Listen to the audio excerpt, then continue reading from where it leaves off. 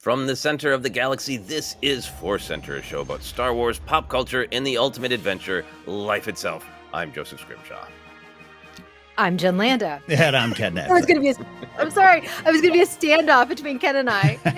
I was folding my arms. Just as I was finishing saying my name, I was like, oh, this is going to be great. We didn't discuss it ahead of time. Who's saying what when? It's great. Love it. Love it. Well, there you go. Ken, Jen, and Joseph all here to talk to you about Star Wars. But first, we want to let you know that today's podcast is brought to you by Audible. Get a free audiobook download and a 30-day free trial at audibletrial.com/ForceCenter. Over 180,000 titles and probably literally thousands and thousands of more since we first read that copy 9,000 years ago. Over 180,000 titles plus to choose from for your iPhone, Android, Kindle, or MP3 player. Ken wrote up the notes for this week's episode, and he threw in this out of left field selection for a recommendation: The Legends of Luke Skywalker by Ken Liu. I think that's a really interesting one because that book has a bunch of different stories in it, Ken, and I think you and I are on the same page of absolutely loving some of them and being a little, that one's not for me. But the point of that book is that it's legends. It's other people talking about Luke Skywalker. So it's really investing in the Star Wars idea of this is a story that's being told to us, and we might have an unreliable narrator. So the story I don't like, I've just been like, I don't believe that narrator. Yeah. And the others, I trust that narrator. Absolutely. Yeah, I thought about it because there's the Battle of Jakku comic series coming out. We get some comic news about stories going forward. I was like, well, this book kind of painted that picture, and now the details might be added. That is exactly right. It is a change, really, in how Lucasfilm is handling Luke Skywalker, because this was one of the lead up to Last Jedi books, and we're not willing to commit to Luke's story, and now they are, which we will talk about. So to download your free audiobook today and see which of the stories you most enjoy, you can go to audibletrial.com/ForceCenter. Again, that's audibletrial.com/ForceCenter for your free audio book. I also bought a comic book version of it that I need to read. Anyway, we're moving on to our next A. We've had our Audible, and now we have our Asks. Ken, we have some updates on various goals and rewards. That's right. Coming this Wednesday, finally, we can say, finally, Force Center's doing its private exclusive live stream for Patreon supporters for helping us reach our 415 paid supporter goal. That is coming this Wednesday, January 29th. Check your local listings, but we are on at 10 a.m. Pacific. You will be in Patreon. I think the best way for me to work it is the unlisted link that will go out to all of you. But you can check that in Patreon. We'll update that on our Discord server, but the link will just be in Patreon for paid supporters there, and we're going to hang out, have some fun with all of you. And then behind that, we have an additional goal. We are going to ask you to consider helping us reach our goal of 430 paid supporters on Patreon. It is a great way to support us, what we do here, what we have done, and what we want to continue to do.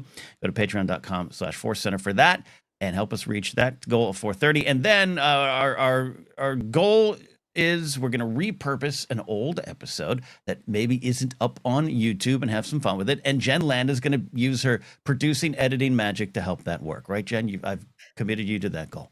Yeah. We'll add pictures, maybe even some sound effects. Who knows? I think it'll be fun, though. I'm excited. Absolutely. Yeah. We're talking about doing a Star Wars ranked episode because that is one of the we've been doing this new version of Star Wars ranked, and people always ask for pictures. So hey, give the people what they want. Pictures. Yes. Go back to an older episode. We have so many wonderful older episodes that never made it to YouTube, or at least maybe only in audio form. And, when you've been doing this for now 10, 11 years, we're going to go back and revisit some of the wonderful things we've done. Also, as always, want to remind you that we are on Blue Sky, and mostly Blue Sky is where we're at. I'll be honest right now. Find us in other spots if you want. And also this Friday, January 31st, 2 p.m. Pacific is our monthly live stream.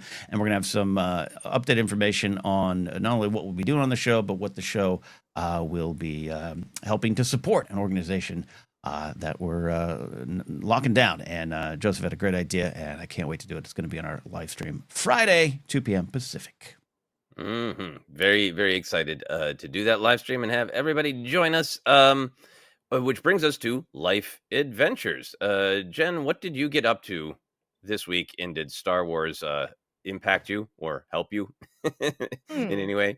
No, I did a lot of school. I'm taking a neural and swallowing disorders class. It's really fascinating. I'm taking a statistics class, Mm. diagnostics class. So I finished all my homework, and then I worked on my craft project that I've been working on for the past couple weeks, which is my long Furby. I made a life size. It's the size of my 9-year-old. I rolled it out. I had my daughter lie down next to it. It is exactly her size. It's gigantic. It's fantastic. It's ridiculous, and it's kind of frightening. I've been using it as like a back pillow, and I think I'll show it on the live stream. How about that? Okay. On There our you go. private live stream, because I don't think I want to show it to the regular public. There you go. Long Furby in our Mm, private live stream. Now, is yeah. long Furby a general term of the Furby community, or did you make up long Furby? No, there are lots of long Furbies. If you look on Pinterest or Tumblr, they'd call them quote unquote long boys, BOI.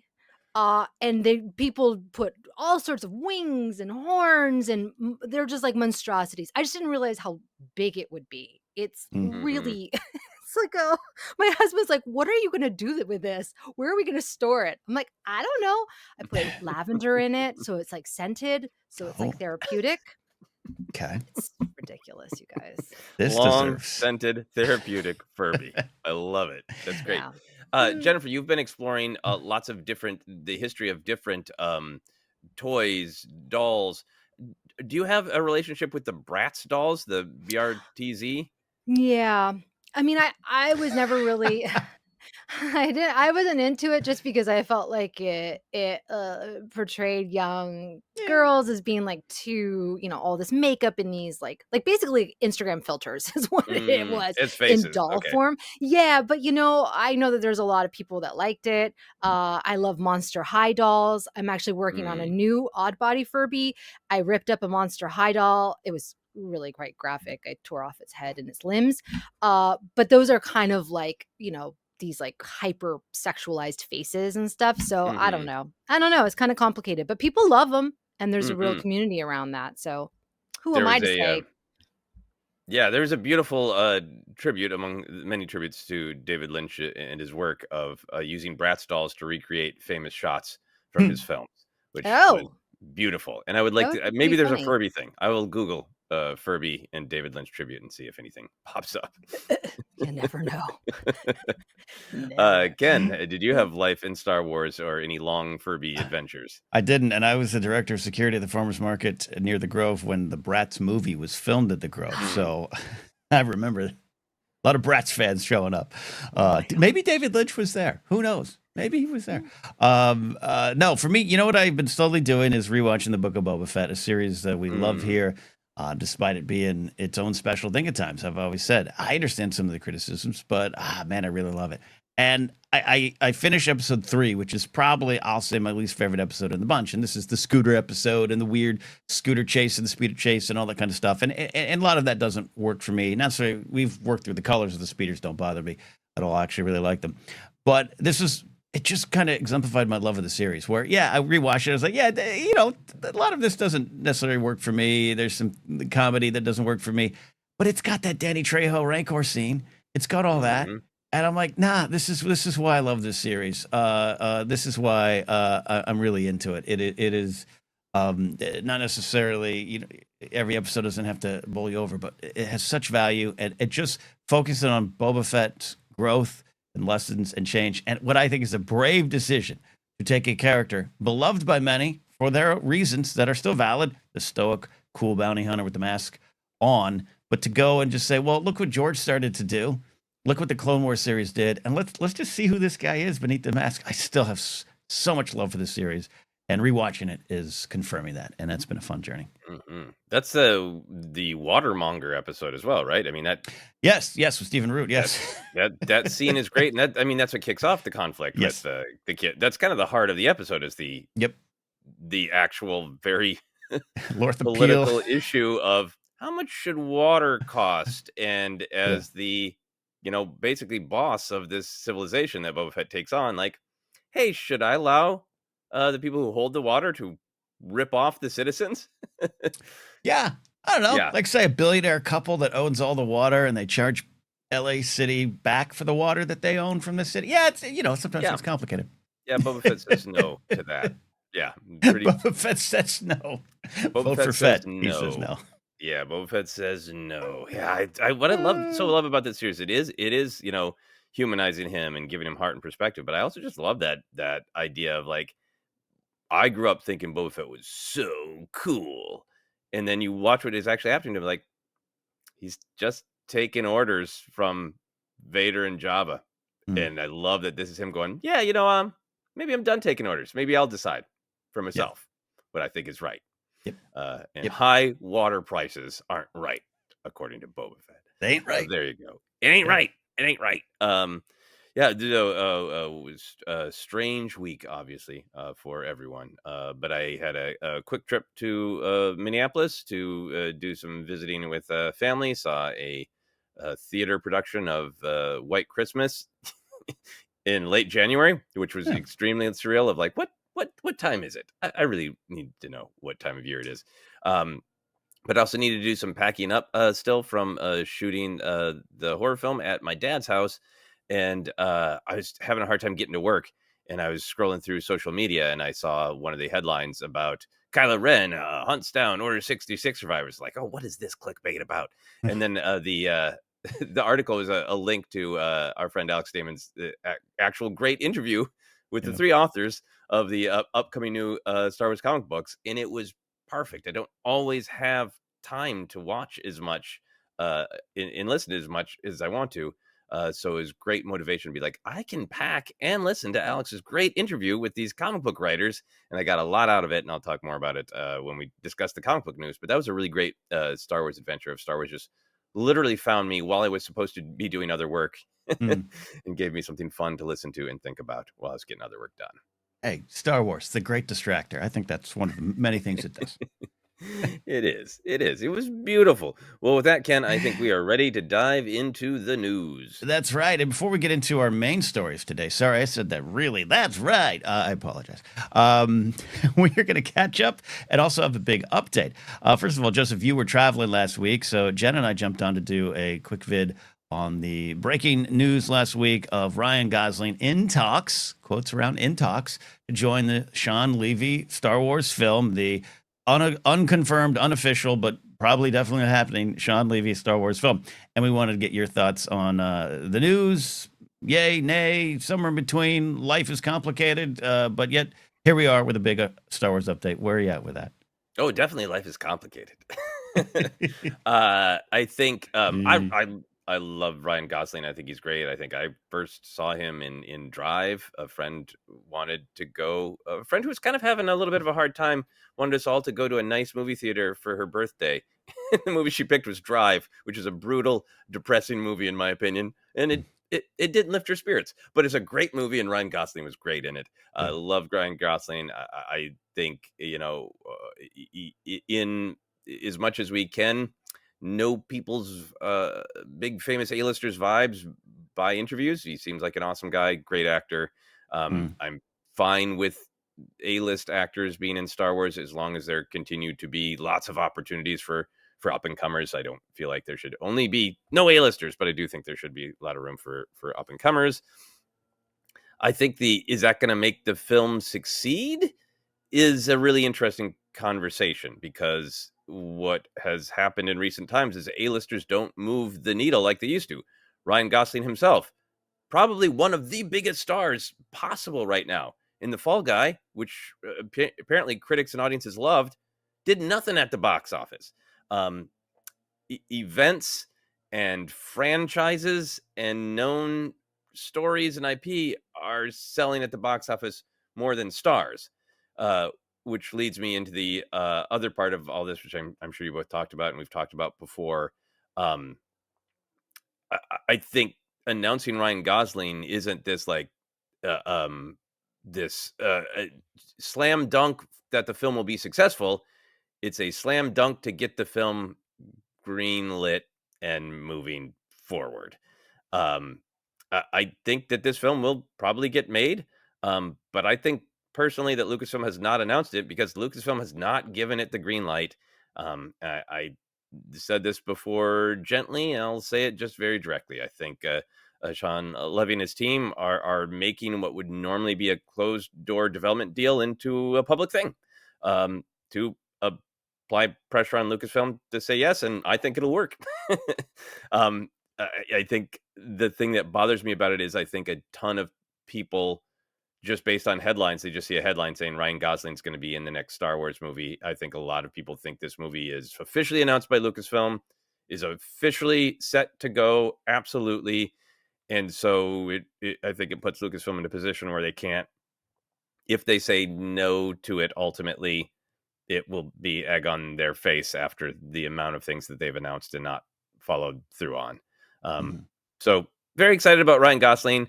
I think just the way this is sort of playing out feels like this should be development behind closed doors to me, and instead is playing out in the public. I think it'll work. And I think the movie will probably be great.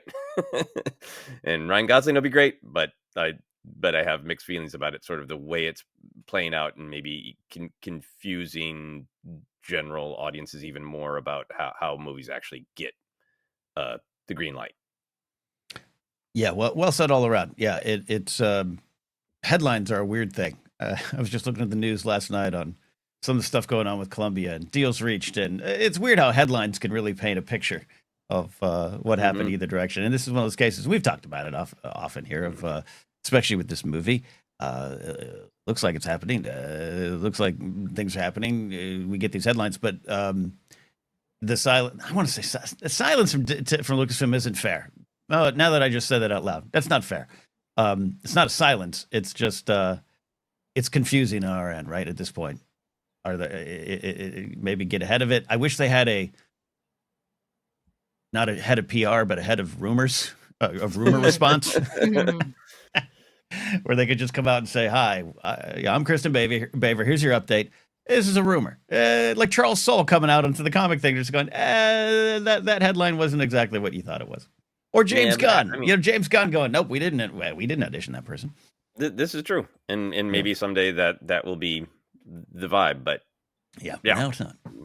Yeah, not still. It looks like it is absolutely going to happen, and I believe the reporting that'll probably be filmed next, which is so weird. Then why hasn't Lucasfilm announced it?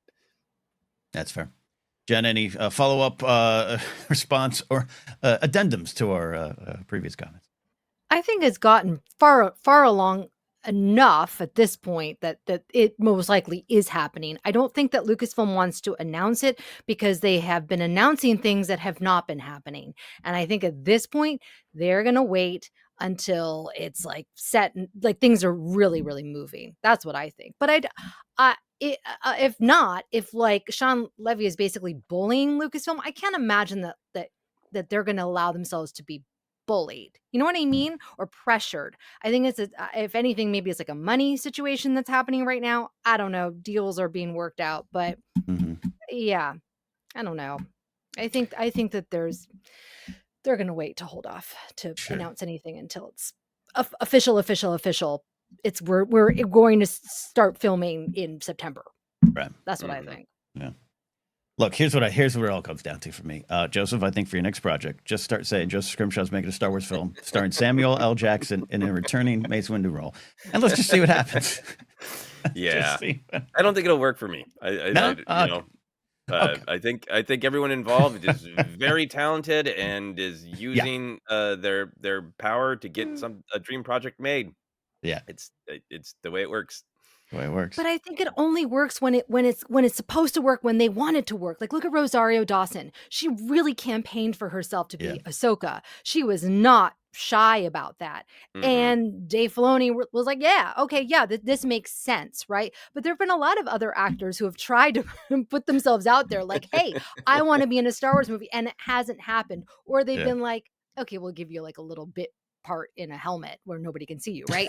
So I think ultimately Lucasfilm has the upper hand, and they're not going to do it if they don't want to do it. I'm going to believe that. True. Yeah. I want to believe. Yes. Yeah. Well, look, Star Wars Celebration is only a couple months away now. We'll see if I think it will move past the Lucasfilm doesn't say anything, because we're not done having that discussion, I'm sure. But for this week, I just don't want conventions to be the only place to do this anymore. Like Mhm. even going back to London, remember there were some of those scoopers, and these are some of the same guys that again, they're putting food on their table, and they got sources, and the reporting ends up being proven. This happened with the Rory McCann news too. But all that was like out there before Celebration, and not everyone pays attention to that. So not everyone in that arena knew.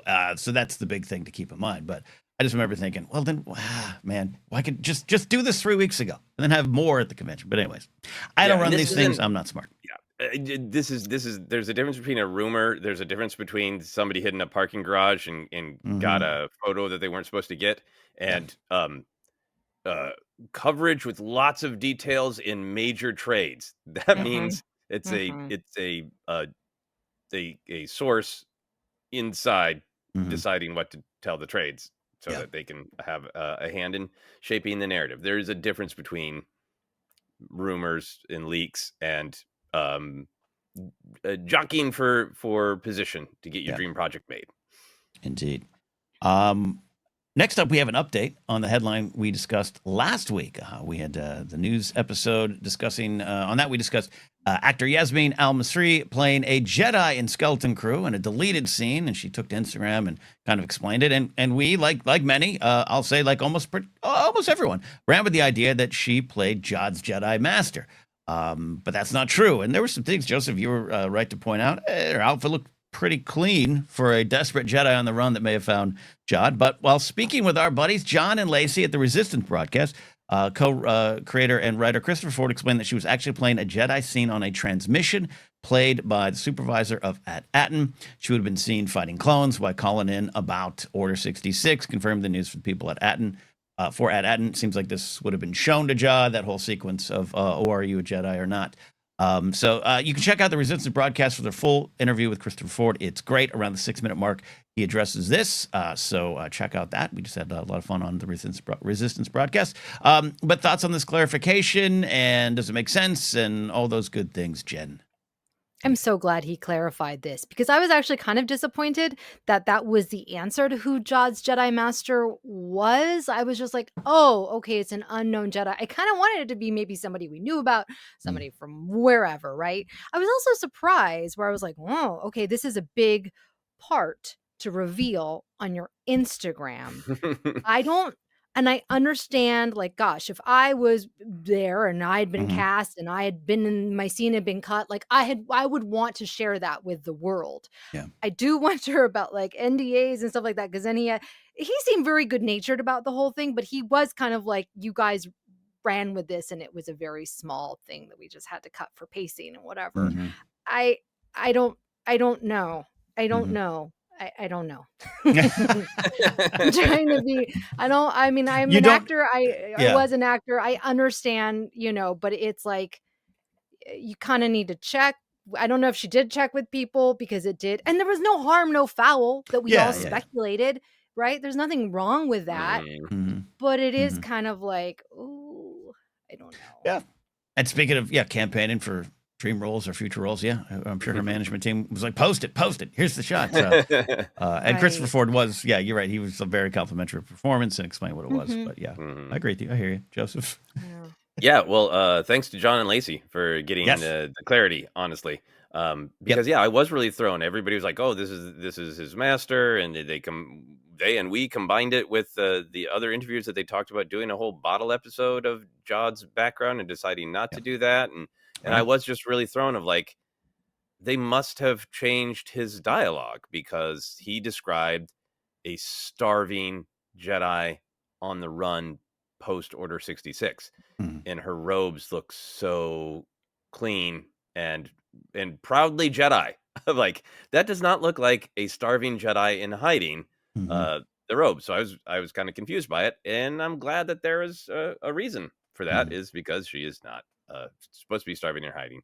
I really agree with the decision to cut it. I think throughout this show, they have been really, really smart about knowing what story are we telling. There's all these shiny things as we go along. The Star Wars toy box is open, and we can do all these shiny things. And I think it takes strength and commitment to your story to say, no, this is about Jod and the kids. And if we cut to that hologram, not only will it slow the episode down, but it will take the focus off of what's going on between the supervisor and like that moment is where his mask is slipping, particularly for Farah, and so that it would have been a distraction for that.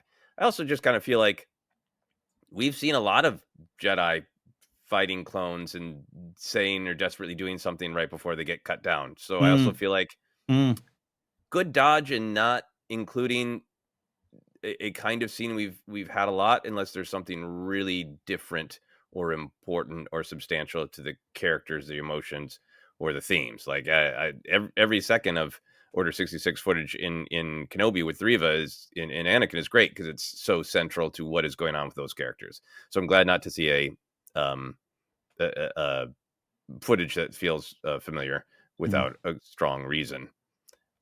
I also just like not in a show that's really about the Jedi in a lot of ways, in my opinion, not seeing a Jedi. So the story continues to be about the idea of them and the tale of them and the goal of the Jedi, but not actually seeing a Jedi is interesting. Well said, all of you. I love where you're coming from on this, and yeah, again, shout out to John and Lacey for pulling this in. Just perfectly timed interview, ready to go with what's going on. Great for them, and I'm with you. I'm glad you brought that up, Joseph. I like that, like the idea of like, hey, here's this scene. It could have been fun, but I think they made the right decision in a lot of ways. A lot of ways, what you're saying, a lot of what we talked about last week about the perspective of the show, but. I guess I'm a little cynical. I'm not saying you're cynical. I'm just saying I like your point of like, oh, this just would have been another cut scene to add to the collection of Order 66 montages on YouTube. Just like, yeah, okay. And I'm someone that's just I love exploring Order 66. Like, let's do it. Let's continue to do it. But yeah, in the end, sorry for this performer, just not needed. And I think it was a great decision. Yeah, man, come on, physical release of Skeleton Crew with this deleted scene. Please. Yes. Yeah. Then would be the time to share the picture, I think. Listen, I worked for Disney. I worked for Disney, and they scared us. Jenny. Dark Jenny. We're going to call you Dark Jenny here today. They freaking scared us to oblivion. And that was before social media, before really even cell phones. They were like, you should see the photos I have of characters with their heads off. Oh, yeah. That's like punishable by prison, isn't it? I won't even share some of the things that I have because it would ruin the magic, I guess, really. And I understand, but after that, I was like, Disney's going to come for me. They're going to get my stash of photos. Maybe Disney just woke up, a couple months ago and said, you know what? We've been uptight all these years. You know what? Go ahead and talk about Ryan Gosling while we're still in negotiations. That's cool. That's fine. Hey, were you a Jedi? Go ahead and post that. You know what? We got a script for Obi-Wan season 2. We're not sure if we're going to do it. Go put it out there. Have fun. Be yourself. Relax. Are you Winnie the Pooh? Take your mask off. Just walk outside. Let the people see you. Let the people see the poo behind the poo. Come on. The poo behind the poo. Jen, you're making me laugh because I had a friend of mine who used to do like DJ live event work for Disney, contracted freelance. And he has a photo of Mickey with his head off. And he's like, I have this. And I could be in jail or I could make a lot of money from it. And he never did anything with it. Even he's one of those people who just like, no one can hurt me. He didn't share the photo. They come out of freaking Tomorrowland and the gift shop. These people do not mess around. You guys, like, I swear to you, they're not Secret Service, whatever they are. Like, I'm not joking. I saw this in Tomorrowland gift shop, and this person I think was shoplifting, and boom, these people, these men that look like they were tourists, just like descended on the person and quietly took them away, like nothing had happened. I got stopped I got stopped once. Yeah, I went in Disneyland by myself, and the whole time I'm like, this isn't weird, right? I can just go to Disneyland by myself. And then I got stopped because they thought I was a dude with a knife they'd been following, and these old grandpas who looked like tourists like had me. My gosh! Did they take you backstage? No. I was like, look, I'm a director of security. I know what y'all do. I'm telling you have the wrong dude. I'm consenting to a search. Go away, and they just backed away. Gone. Wow. Wow. Jennifer, you have to I'm write sorry. a Yes. paranoid Right. thriller that starts with somebody saying they came out of the gift shop in Tomorrowland. They're gardeners. Yes, this is this is a great tangent because Jen, you worked I'm sorry. Yeah. years ago on Schmoes. Remember, there was that movie that was shot illegally at both Disney World and Disneyland, and we Oh, interviewed yeah. the lead actor, and he was telling how one day they finally, towards the end, almost got caught, and they were wired up, they had lavs and everything. Because lavs are mics that go here. You don't just hold them for interviews. And someone, sorry, towards the end, a PA came up to him and whispered and said, "Drop your mic, go in the bathroom, dump your mic in the trash." And so he did that. And then he comes out and some person comes out of the shadows and is like, "Hey, are you a celebrity? Because people are following you with cameras." So the whole production ran and they ran to the Mickey and Friends lot and they tried to drive out. And the gardeners were chasing them because the gardeners were security. What? Fascinating stuff. Jen, Oh. that's the next exclusive private live stream. Jen tells stories. Oh yeah, okay. On the private live stream, I can tell my story about Big Thunder Mountain and when like there was like an accident, which oh my gosh, that was insane. Let's do it. Anyways, They sorry. quietly hushed that. I love that stuff. Okay. Beautiful. Okay. Let's get to the actual news. Before Disney comes, they're going to come out of my curtain here in my studio. They're here They're here. Looking at the main news this week. The new Jedi Order film gets a new writer. This from the Hollywood Reporter. It's exclusive. And I will say this, the Hollywood Reporter, Boris Kitt, I think behind both of them, dropped, this is their second exclusive of the week. The Gosling news was this as well, which I think is fascinating because there's a lot of the scoop culture, which are like, again, legit reporters that used to have jobs that kept getting fired that have contacts that are legit. But I love that the Hollywood Reporter was like, okay, no. We're back in. We're the lead. We're the exclusive. So second exclusive of the week with the report saying that writer-director George Nolfi has been tapped to pick up the writing duties for the so-called new Jedi Order film. Now, I will say this. They kind of, in the article, listed that as the title, and some people are saying title revealed. I don't think that's the case, but could be wrong.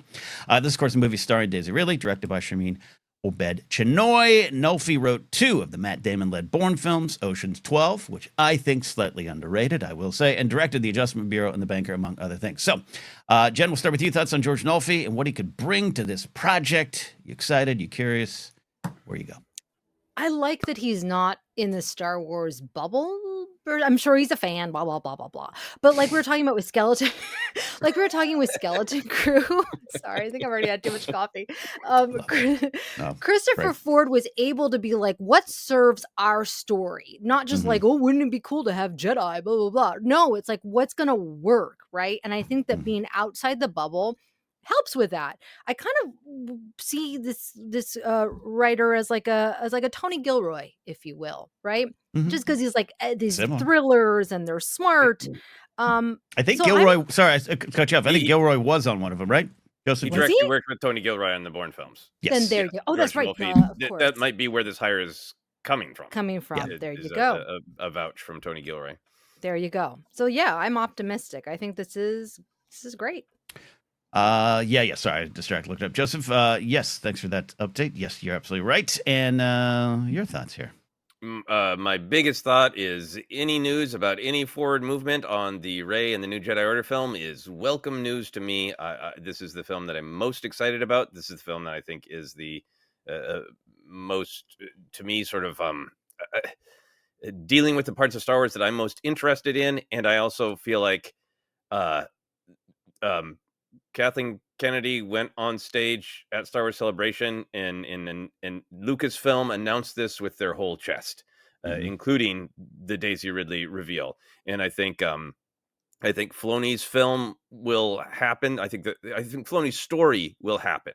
The Thrawn versus the New Republic will happen. Maybe it'll turn into a television show. Maybe it'll turn into a made for Disney Plus film. Whatever. That story will happen.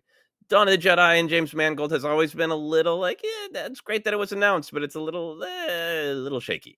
To me, this is like we are grabbing the reins and going, what is the future of Star Wars? We're literally moving into the future. We're doing it with one of the biggest stars. We're doing what we've never done, which is not just tell the coming of age story, but tell the story of the main character of a Skywalker saga on screen, the big screen, in the prime of their life, dealing with the issues that people deal with in the prime of their life on the big screen.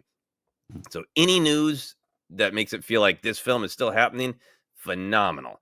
Actual George Nolfi, I'm really intrigued by this choice. The film that he wrote and directed, The Adjustment Bureau, my wife and I have watched a couple times because one of the main characters is a dancer, and my wife is a dancer, so she loves it. And I really enjoyed that film. I'm a big fan of the Bourne films and have watched them a bunch of times. Ken and I can discuss Ocean's 12's rating. I think Ocean's 11 is fantastic, and then Ocean's 12 has a narratively unsatisfying rug pull, in my opinion. But good and bouncy throughout. I always look for, is there anything? So I think sometimes the writers are hired because, like, hey, they've got good chops, they're a good writer, they've got personal relationships, all these things. But then I'm also interested in what's the through line in the writer's work? Is there a reason they picked this writer because of the nature of the story or the genre kind of within Star Wars? And I think it's really interesting to me that most of what George Nolfi has worked on are films that deal with the tension between dogmatic institutions insisting that things are a certain way and individuals kind of trying to forge their own path. Adjustment Bureau is about free will versus predeterminism, and two characters explicitly fighting for, like, is our destiny locked in, or can we change our situation? I would argue that that's kind of the appeal of the whole Oceans franchise, is that there are systems. Las Vegas robs people as an accepted institution. What if we broke that institution and robbed them? Is the whole heart of all those Ocean stories. The entire Bourne franchise is about a guy who's like, I was used as a tool by a dogmatic institution and not allowed any free will. And everything in Bourne is about him going, I want to know what really happened to me, and I want to make my own choices about how I use my skills, use my humanity. There's a ton that sort of all of his writing is very, very connected into those ideas, which is really interesting to me when it's the new Jedi Order, in theory, will be about Rey as an individual trying to shape the destiny of this institution of the Jedi. And what Sharmeen Obaid-Chinoy has said, that the film is about the Jedi resurgent and a lot of people in the galaxy not wanting them to be. So I wonder if it is more like, the Jedi and Rey are Jason Bourne, kind of on the side of right, and the institutions of the powers that be do not want them to set things right, expose things, have their own will, and use their own power the way they determine. Look, I think you're pulling some great stuff from his resume, and I think you're speaking some truths there. Of this isn't random. These, you don't just apply on LinkedIn to write for Star Wars films. I wish you had. I wish you could, because that's what I'd be applying for now. But no, I wouldn't be picked. But yeah, whether it's Gilroy saying, "Hey, I got a guy," or "Know a guy," my friend. Again, this isn't an unknown. I can imagine. I mean, now it's just fan fiction in my head, Joseph, of George Nolfi and Sharmeen Obaid-Chinoy sitting down and talking about what the film is and what he's brought to it and what maybe some of his beliefs. It's very correct and easy to go towards some of the action in this. I'm intrigued by just some suspense, a little thriller, who knows, something like that. But that's the surface. What you're talking about is what's present in the stories. And this lines up, what you're describing, lines up with comments Sharmeen Obaid-Chinoy has made about this film, about what it's about, and about the story she wants to tell. So not random, not just a who's next on the writer carousel. This seems rather specific, and that's exciting towards me. Jen, your takes on Ocean's 12. Oh my gosh. I had to look at the poster because I couldn't remember it, which should tell you something. I know I saw it. I loved Ocean's 11. Oh, I am one of those, unfortunately, stereotypical boring white dudes from the early 2000s who Ocean's 11 is a important film for me. Yeah. I'm trying to remember what you're talking about, just because it's been a while. That's a separate conversation. Been a while. I don't think you're wrong. I don't think you're wrong. I just don't remember it. I just remember going, I like that film. I have a deep connection to the franchise because of my love of Sinatra and the Rat Pack, and that is seminal. That film is seminal to their legend. And then so I was like, reboot. And the Ocean's 11, the first one, was fantastic. I thought Yeah. with Clooney and everybody. Yeah. And then we'll talk off air because I don't want to spoil Ocean's 12 for other people, because the thing I don't like is at the end. Right. Okay. Gotcha. Right. I'm not here to. I'm trying to remember. You know what? You're right. I'm going to go watch all the movies again this week. All right. The report also repeated the claims that the Sean Levy film might be the next Star Wars movie to go into production following The Mandalorian and Grogu. So this is kind of keeping with what we're talking about today. I mean, this is I'm just repeating the question, I guess. But thoughts on this still unconfirmed news, Joseph? Because this goes back to what I was saying earlier. At this point, this isn't Dude in Parking Structure. This is Boris Kitt, Hollywood Reporter, saying, "Oh yeah, it's the next going to production." At what point do you at least put a Blue Sky post out? Yeah. I think If you're Lucas, I think the report is right, and I think that the Sean and Ryan film is probably ready to go next. But this is why I still feel like there's some internal jockeying for position, and maybe some disagreements within Lucasfilm or Disney. Maybe this is my reading of tea leaves. I know nothing. This is reading of tea leaves. But the Rey in the new Jedi Order film was announced. It's being worked on. Mm-hmm. So I feel like there's some like that one is still cooking. We know we wanted that one to be next, but that one's still cooking, and we feel this Ryan Gosling vehicle is ready to go right now. Let's go. Yeah. So I think the thing that I maybe am most intrigued by is, with all the timing, we got a film in 2026. Is there any film that could be ready to go in 2027 for the 50th anniversary? And if so, what? Yeah. What is it? We're talking about all the business of, and it's largely my fault. I apologize about this Sean and Ryan film, but we still know nothing about when is it set. What is the vibe? Is it a fun one-off adventure? I know it's been reported as being a one-off thing, but that also matters to me. Of like in this current market where it's hard to get people to go to the theater, and this needs to hit. If it's just a fun one-off story, a lot of people won't like that. A lot of people didn't like Solo because they thought it was too just like, it's fun, but it's not a big adventure. So the what of that film is pretty damn important to me. Yeah, I agree with that. Yeah, absolutely. And I'll be honest, I have been trying to plug back into the old Whisper network. There's some texts I don't want to send because I've gotten to the point of just like, I want to at least have it. What's happening?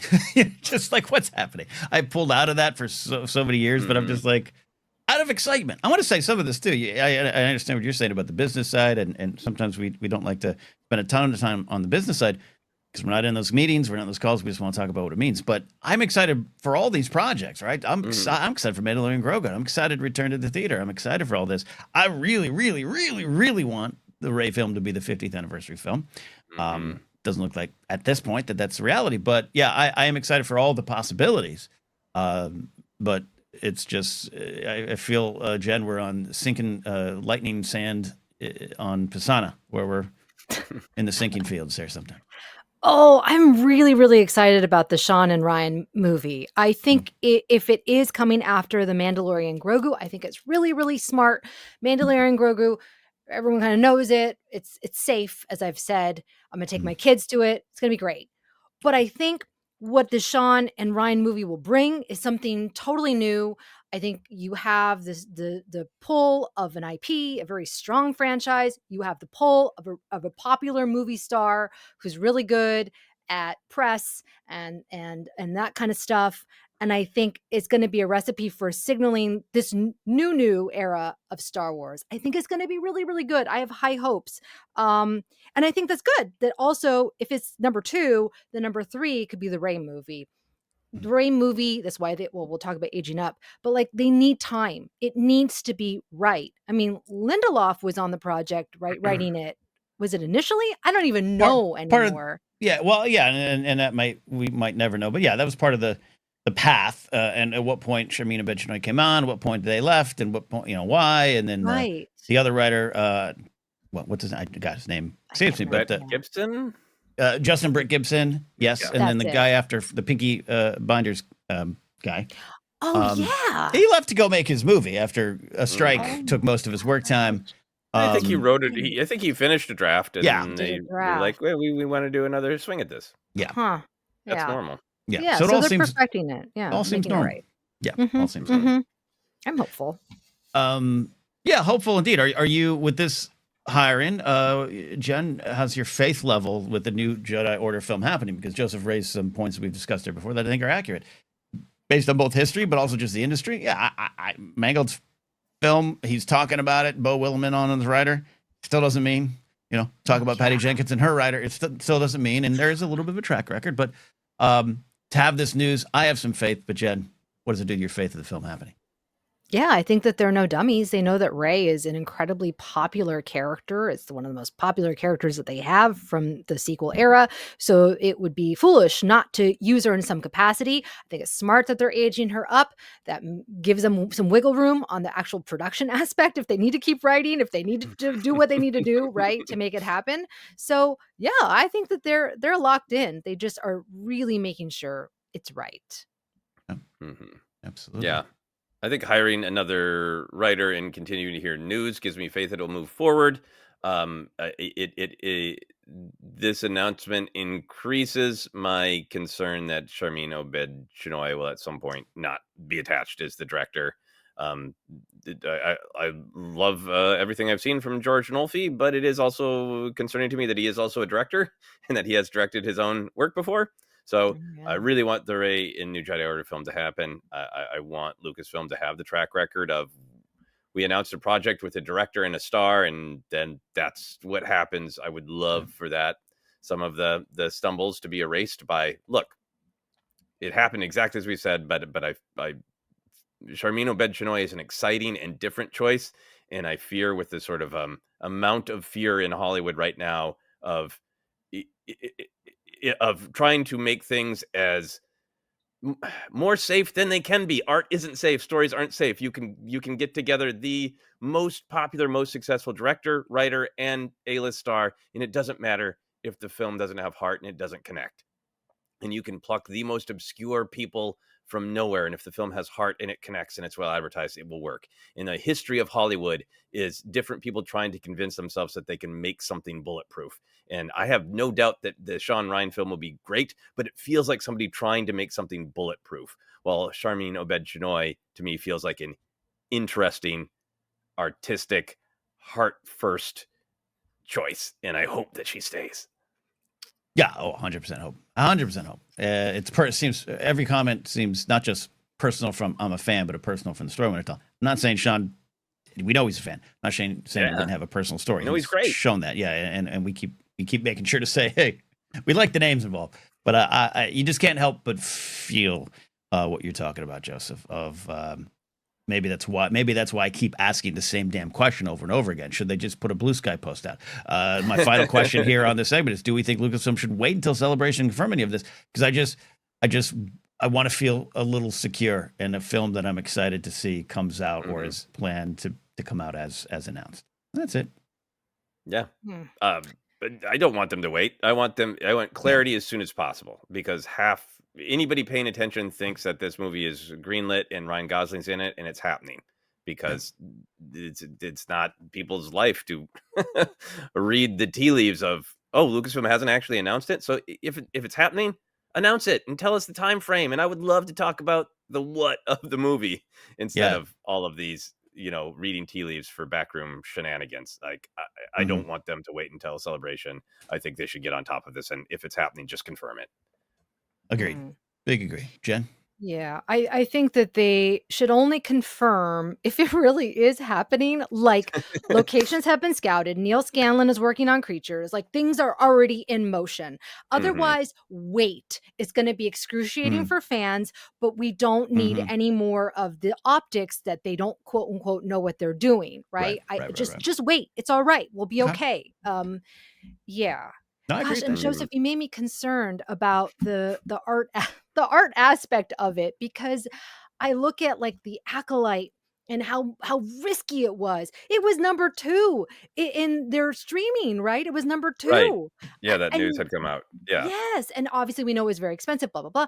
But it's just like I feel like they might be a little scared Mm. about having a Charmin Obed-Chinoy. You know what I mean? I'm hoping that that's not the case, and maybe like bringing Nolfi on is kind of a way to buffer it. And maybe if they give it enough distance, people will forget some of her comments that upset a certain small group of fans, right? But That were years I ago and taken out of context, as you know. But Ex yes, to Mhm. clarify. Thank you. Thank Yes. you. Exactly, right, but Yeah. in this day and age that we are in right now with DEI and all this garbage, I worry. I really, really worry. But look, if it doesn't happen until 5 years, then great. Maybe Yeah. she'll still be on the project. Well, we Yeah, we haven't heard from John Voight, Sylvester Stallone, and Mel Gibson on if this film's going to be allowed to continue to happen. So we'll wait for that confirmation. Yeah. Yeah. Yeah, I think that is yes, we are seeing right now corporations pandering because I think the wind is blowing in a direction that I don't personally think it is in Right. terms of we are a diverse world, and I want to see that diversity on screen, behind the camera, in creators that are given opportunities to share their unique perspectives, all that. I really want that to continue, and I really hope that it doesn't get caught up in this wave of BS. Um, and Yep. in terms of the art of it, again, like I can't say enough. I think the Sean and Ryan film would be fantastic, and I'd be happy if it was announced and we were discussing, oh, it's in this time frame, and Ryan Gosling's playing a bounty hunter. Boy, would it be great to be just talking about the art, because I have no doubt that they would make great art. It's just that they Mhm. both have a kind of power right now that makes executives feel safer. Yeah. And I Mm. think the movie might be just as beautiful, just as artful, just as heartfelt, just as exciting, but it is moving forward in this aggressive way because it is safety to executives, because these are two people at the height of their power in Hollywood. Mm. Absolutely. When you make a lot of money for a big corporation, suddenly a lot of cigars and backslapping might come out. Hmm. Well, we'll keep you all updated when information comes out, whether it's leaked or found in the trash at a parking structure. We'll see. Hey, look, I got a copy of the contract in a trash can. We'll see. Final story we're going to dive into is the Star Wars comic book updates. There was a big update on the immediate future of the Star Wars comics.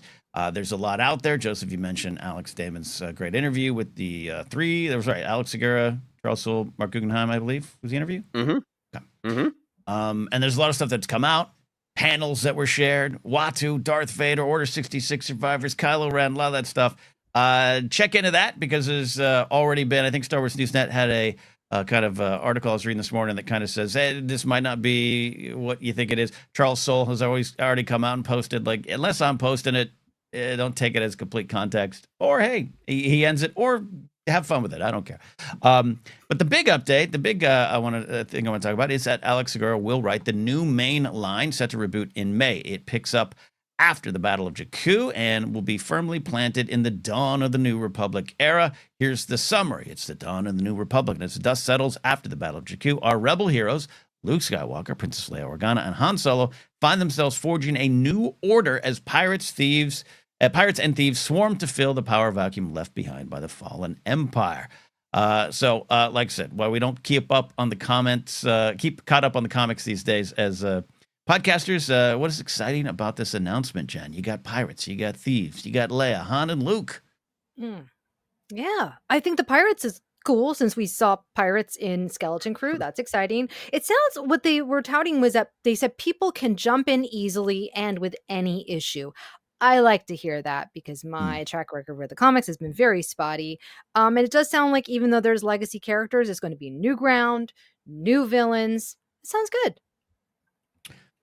Yeah, sounds good to me too. And we'll dive into some of the details. But Joseph, and I don't mean this as a swipe. I want to be clear.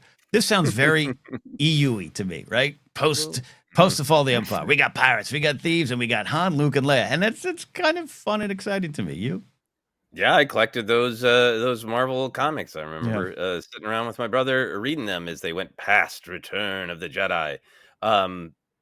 Yeah, I really enjoyed that interview with that Alex did. Alex did a Mm. phenomenal job with the interview and got some really interesting things, not just about these comic books, but about they all said some very interesting and very honest things about working with the story group in Lucasfilm and about taking taking big swings, and Lucasfilm never sometimes going, you can't take that big swing, but here's a similar big swing Mm. that you can take, and all for like logical reasons of planning things out. And it made me excited about all three comic books. The Guggenheim one is also really focusing on that's the Jedi Knight Tales of the Jedi Knights, Mm. having Jedi adventures in their prime, and really the mission is one and done. So really like old school, you could pick that up and go, I'm going to give my 12-year-old this one comic book to show about Yoda, and you get a full story. Love it.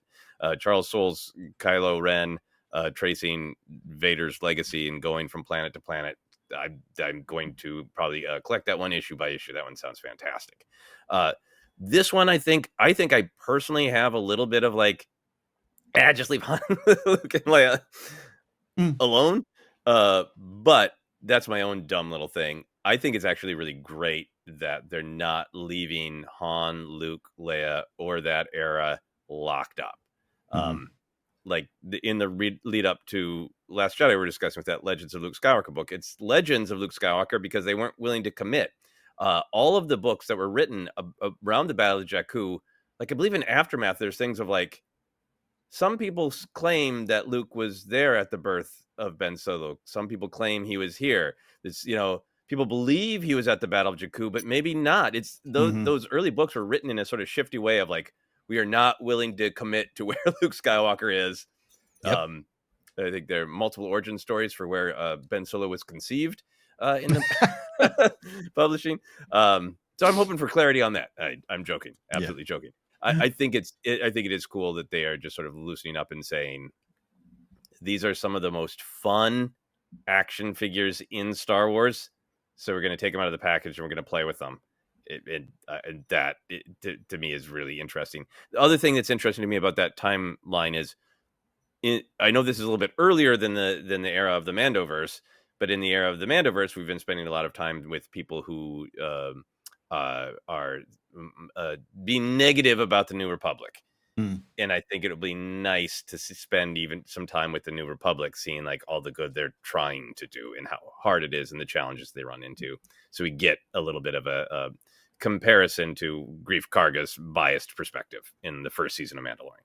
Yeah, I think that's the big thing that jumped out to me that I like is the use of Luke Skywalker, Princess Leia, Han Solo find themselves forging a new order, because we know Mothma's in it. Yeah, maybe the ghost of Luthen Rail's here. Who knows? Like, there's a lot of things we know now, 10, 12 years into the modern era, but that just had that in a good way, reeked of the 90s in a wonderful way of these are our heroes helping set it up. And I know that's not the reality, but to finally get that in some way, because we've had it, video games. We've had that series, the 4 issues. It was right after the Battle of Endor with Luke and that whole situation. We've had a lot of this. We also have Chuck Wendig saying, "Oh, I put a ton of Luke stuff in Aftermath. They had me take it all out." So to get to an era where we're now comfortable doing this, I'm excited about it. I want to know more about your Han, Luke, and Leia thoughts. So, because my next question was, what do we think about this increasing or maybe even decreasing the possibility of them being featured in future Mandoverse New Republic movies and stories? We know we have Luke, Book of Boba Fett,